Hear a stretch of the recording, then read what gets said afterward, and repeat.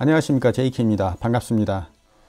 애플은 얼마 전에 야심차게 내놓은 아이폰 XS 시리즈의 부진으로 주식도 큰 폭으로 떨어지면서 위기감이 들자 결국은 10알의 대폭 할인까지 감수하면서 애플답지 않은 행보를 이어가고 있습니다. 이 언론들이 일제히 애플의 위기를 떠들어대고 있습니다.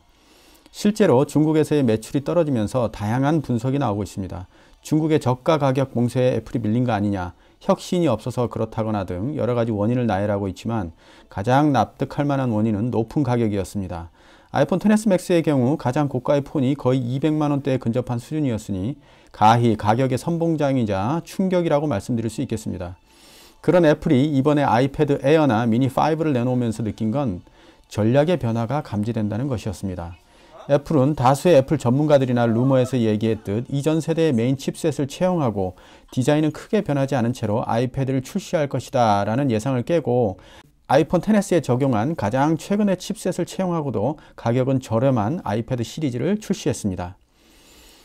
애플 기기를 저렴한 가격에 이용하고 싶은 많은 유저들을 끌어들이기 위해 혹은 애플이 공언한 대로 기기의 매출보다는 서비스에 충실하겠다라는 말을 실행하기 위해서인지는 모르겠지만 기기들을 싸게 팔아 유저들을 끌어들이고 애플 생태계에 발을 들여놓아 서비스의 매출을 올리겠다는 애플의 계획은 나쁘지는 않은 것 같습니다. 그럼 이제 이번에 내놓은 아이패드 시리즈 출시 전략에 대해 5가지 정도를 말씀드리겠습니다. 첫 번째, 메인 칩셋을 가장 최근에 출시한 아이폰 XS에 적용한 A12 바이오닉 칩을 과감하게 채용한 점입니다.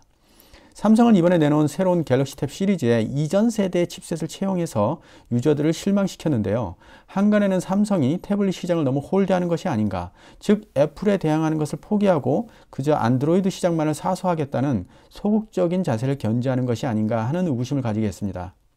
안 그래도 애플의 태블릿에 밀리고 저가 중국산에 밀려 갈 곳 없는 처지에 있는 판에 애플의 이번 최신 칩셋의 아이패드 적용은 그야말로 카운터 펀치를 먹인 것이 아닌가 하는 생각이 들 정도로 의외였습니다.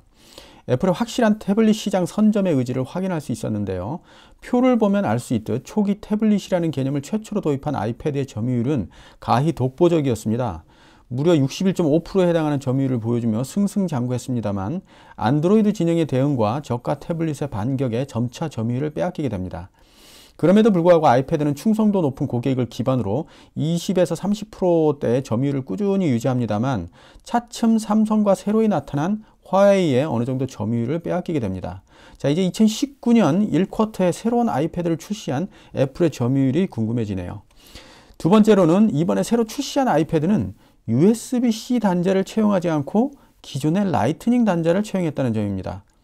혹자는 USB-C 단자를 채용하지 않은 것이 더 나쁜 것이 아니냐고 말할지도 모르겠습니다. 그럴 수도 있습니다만 다른 관점에서 보면 저는 이것은 나쁘지 않은 선택이라고 보여집니다. 애플의 고객은 두 가지로 나누어집니다. 새로이 들어오는 신규 구매층과 기존 충성 구매자층입니다. 신규 고객층은 USB-C 단자를 채용하는 것이 더 이익이겠습니다만 일단 고객이 되어서 주변 기기를 살 경우 애플에 더 오래 남아있을 공산이 큽니다. 이미 다른 기기와 호환이 되지 않는 라이트닝용 주변 기기를 샀을 테니까요. 기존 고객층의 경우에는 애플의 엄청난 업데이트 지원 덕에 오래된 구형기기를 버리지 않고 아직도 활용하는 경우가 굉장히 많습니다. 그러면서 자연스럽게 라이트닝 단자에 대응하는 주변 기기들을 굉장히 많이 보유하고 있게 됩니다. 근데 그 모든 걸 버리고 새로운 USB-C 단자로 가기에는 너무나 아쉬운 상황이 되어버리는 거죠. 그래서 이번에 라이트닝 단자를 그대로 유지하는 것은 나름 괜찮은 선택이었다고 보여집니다. 새로운 고객은 주변 기기를 사게 만들어서 매출을 늘리고 다시 나가지 못하게 하고 기존 고객들은 구형 액세서리들을 활용할 수 있으면서 새로운 기기로 바꾸게 하는 전략이라고 할 수 있겠습니다. 세 번째로 애플 펜슬 1세대를 활용하게끔 만들어 주었다는 겁니다. 저는 아이패드 프로 1세대와 2세대를 거치면서 아내와 함께 태블릿은 아이패드 프로 9.7 1세대와 10.5인치 2세대 두 대를 사용하고 있는데요. 애플 펜슬도 두 개를 보유하고 있습니다. 그런데 이번에 아이패드 프로 3세대를 보면서 좌절했지요. 2세대 펜슬도 좋긴 하지만 굳이 바꿀 필요가 없는 상태에서 펜슬을 또 사기에는 부담도 되고 기존의 액세서리들을 하나도 활용하지 못하니까 환승만 나오더군요. 물론 USB-C 단자를 채용하여 여러가지 신기술을 가지는 건 괜찮았지만 기존의 유저 입장에서 구형의 액세서리들을 모두 버리고 펜슬도 버리고 프로 3세대로 기변하기에는 쉬운 선택은 아니었습니다. 그래서 고민하다가 저는 사지 않기로 결정했습니다. 게다가 아직도 제가 가지고 있는 아이패드들은 사용하기에 불편함이 전혀 없었으니까요.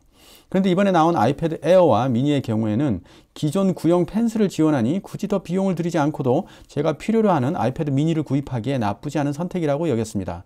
기존 구매자들에게 애플 펜슬의 활용도를 높여 새로운 구매를 일으키게 하는 전략은 유효해 보입니다. 자, 네 번째는요, 성능은 높이고 가격은 낮추었다는 것입니다. 이번에 나온 아이패드 미니와 에어는 최신 칩셋을 채용하여 성능은 높였지만 가격은 다운시켜 많은 구매자들의 시선을 유혹하고 있는데요.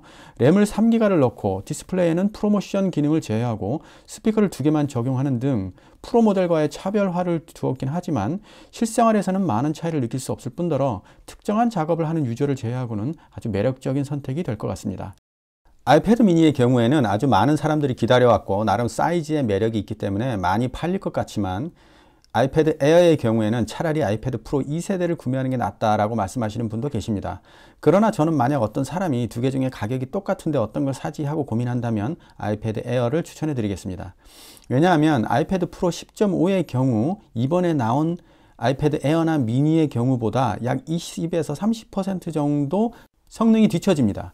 실제 새로운 기술이 나왔을 때 아이패드 미니나 에어가 더 적용이 쉽고 빠르게 될 수 있다는 것입니다. 예를 들어 패드용 포토샵이 나왔을 경우 프로 2세대보다는 새로운 칩셋을 적용한 에어나 미니가 더 나을 수 있다는 것입니다.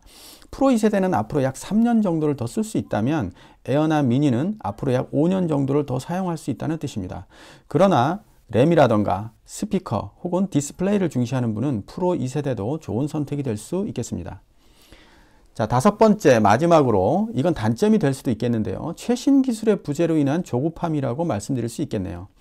이번 2019 모바일 콩그레스에서 수많은 폰들이 새로운 기술들과 디자인으로 무장하고 선을 보였는데요. 그 중에서 삼성과 화웨이의 폴더블 폰이 엄청난 주목을 받았음은 주지의 사실입니다. 안드로이드 진영에서는 수많은 폰들이 쏟아져 나오고 신기술이 속속 도입되는 데 반해 애플 진영은 조용하기만 합니다. 그런데 만약 이번에 나올 아이패드 에어나 미니가 이전 세대의 구형칩을 장착하고 외부 디자인 변경도 없이 출시된다면 과연 얼마나 팔리겠는가 하는 겁니다. 애플 측에서는 아마 많은 고민을 했을 것이고 소비자들을 애플 생태계로 끌어들이기 위해서 최신 칩셋과 강력한 성능을 놓고도 값이 저렴한 제품을 내놓을 수밖에 없었으리라고 생각됩니다.